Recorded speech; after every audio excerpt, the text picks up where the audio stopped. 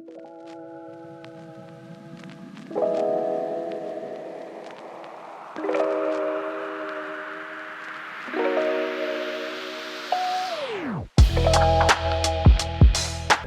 Well, thank you for coming by, and what kind of got it going was your exciting, entertaining conversation you had with a dealer. Yep. You popped down and sat down and listened to your spiel, if you will, and why don't you tell us about what you do and how that conversation was. Yeah, he gave me the opportunity to give him a brief little 5-minute elevator pitch, right? And so SKAIVISION, we're doing something that's brand spanking new to automotive. We're the only company out here that's doing camera vision AI. Camera vision AI works through the dealer's existing camera system. So basically what we've done is we've taken the dealer's cameras, which is just a fixed dead expense for them right now, and we've made them smart. So his cameras will see, or our AI using his cameras will see a money on the floor moment. We tap the salesperson, sales manager, service director, insert somebody in the dealership on the shoulder, they bend over and pick up the money. So we've really turned his cameras from a dead expense into something that's actually working for him. And one of the things we spoke about yesterday, you can also cut down on lot damage. Yep. Yep. So basically you are interacting with the cameras from a, as you say, a smart perspective, and giving them that information on a real-time basis. Instantly. So the camera sees something happen, and one of the great things about our tool is there's no usage needed by the end user. They don't have to log in, they don't have to complete a task, they don't have to make a phone call. They don't even, I mean, it's an app on the phone through a push notification. If they don't want the app on their phone, I'm going to send them a text message.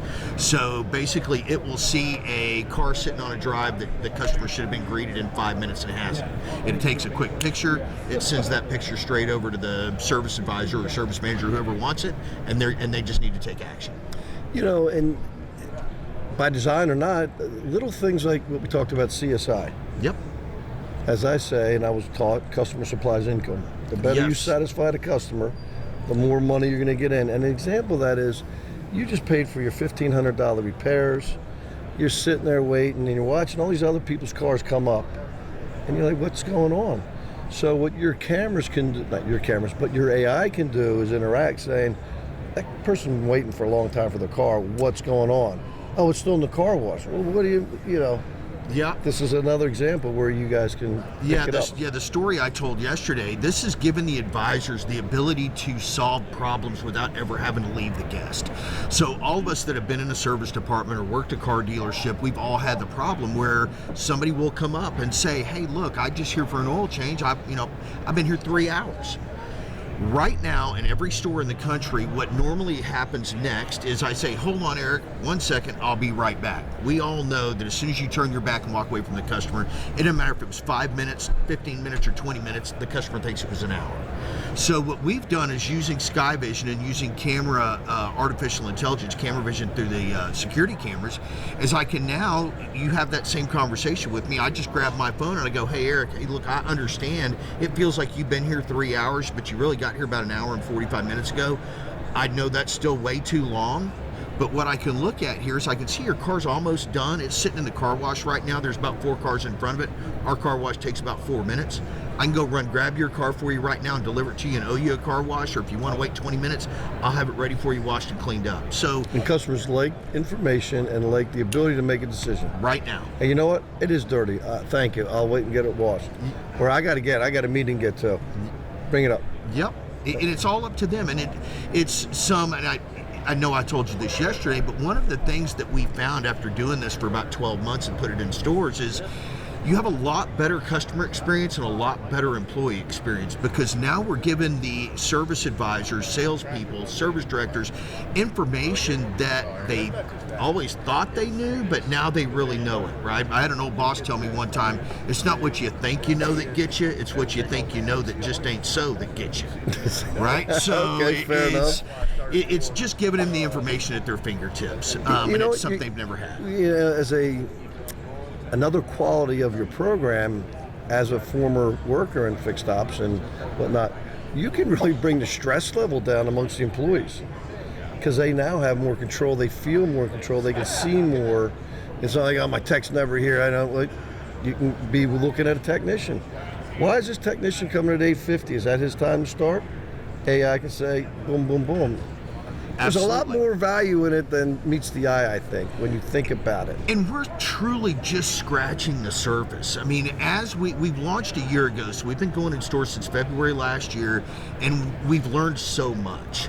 Right. Sure. We have one of our big dealer groups that's in Texas has 4 or 5 Ford stores, and one of the things they came to us, they said, hey, look, can you tell us if a rack or a lift, whatever everybody wants to understand, a lift has been empty for X number of minutes or X number of hours, right? And this happened like 120 days ago, and we're like, well, I don't know, but yes, we'll figure right? it out. I call our CTO, he's like, absolutely, I can do that, great idea. So now we're able to give them rack utilization.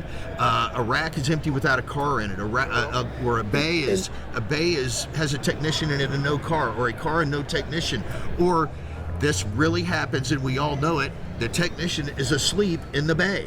Right? We actually did have that happen at one of our really big stores. One of the first things we found when we were doing technician idle is there was a tech asleep on 2 sets of tires. Right. At 6:15 when they closed at 7 o'clock. Right. You being an ex-service director, why was he asleep at 6:15 when he still had work to do? Because he didn't want to start another car. Right? So anyway. Right. It's not. We don't want to be Big Brother Tattletale, but it's one of the things that we do have the ability to do. And nor do the owners, but at the same time, they want production and efficiency. And you do it. You take it out of the human side. It's not like somebody sitting there watching, saying, "John, it's all done automatically." Yes. And so that takes the human side out of it. So it's not like somebody feels like they're ratting somebody out. It's just all right there. Well, there's no human error, right? So, and also one of the things you got to understand about people, one of the books I read was called The Hawthorne Effect when we started doing this. Basically what that says is if people think you're watching, you're going to have an increase in efficiency by at least 10%. So, I mean, if you the placebo, huh? Yeah, if you did nothing with our tool except, hey, look, man, those cameras that you see right there, they're now watching everything that you do. Everybody because is those now cameras hopping. that have been there for 10 years, they're stale. Everybody knows they even work. I don't even know if they work anymore, right? Yeah. But now what you've done, you've amped it up. Yep. You've got it automated, and it's a whole different animal. This is really super exciting to bring to market. I spent 20 years as a vendor and about 15 in retail. So prior to doing this, starting this a couple of years ago. Yeah, it's great. And from a personal side, you have a great blend. I love it when people have been in the industry and they are, a vendor per se, but you've been in it. You've been marching boots down the dealership at the service drive or at the sales tower or whatever it is, so you can know what dealers need. Yeah, I mean, I know what their pain is. I mean, I had to sell cars to keep my lights on, right? So I mean, if I didn't sell a car, we didn't pay bills, and the kids and the wife didn't eat, and car payments didn't get made. So yeah, I get it, and I know. I can empathize with some of the pain that they have right now. You sit there and talk about a service department, and service departments nowadays are huge. Some have cafes, some have a Starbucks in them, and they're trying to make it as easy for the consumer as possible.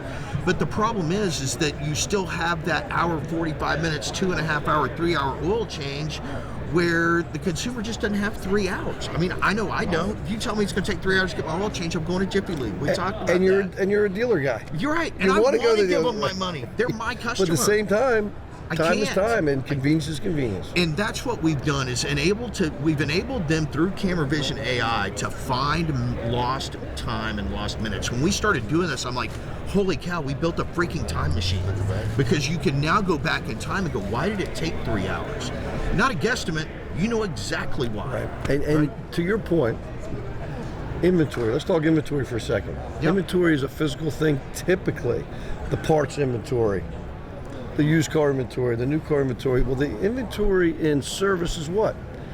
Time the bay is available, and how efficient or proficient that is being used. Yep. And your AI cameras can hammer that down, I think. It was really a phenomenal idea when JW brought it to us. He was like, hey, can you do this? And I'm like, I don't know, but let me call Jason. And when Jason was like, yeah, man, that's cool, I can do it. And so now, yeah, and the GM, I mean, he's a partner at a very large Ford store in Dallas, and he's like, I want those alerts to come directly to me, because if that bay is empty, it's costing me X amount of dollars every minute there's not a car there, and I have 400 cars behind this shop that need to be worked on. And I do respect that GM, but if I'm that GM, I'm also making sure that feed's going to my service director, because I want him to make these moves. I'll make if I have to, but I want them to be so. to delegate to your people.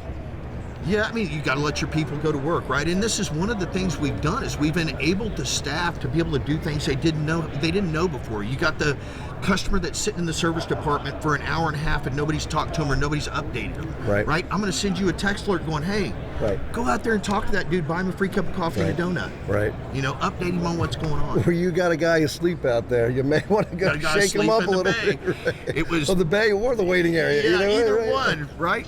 Yep, absolutely. Well, we appreciate you. How's it been for this year? The business has been fantastic. The booth was great. NADA was absolutely wonderful. I mean, you'll be in New Orleans, I should say. Absolutely, we will be in New Orleans. Look forward to see you then. Thank you, brother. All right, appreciate it. Thank you. Yep.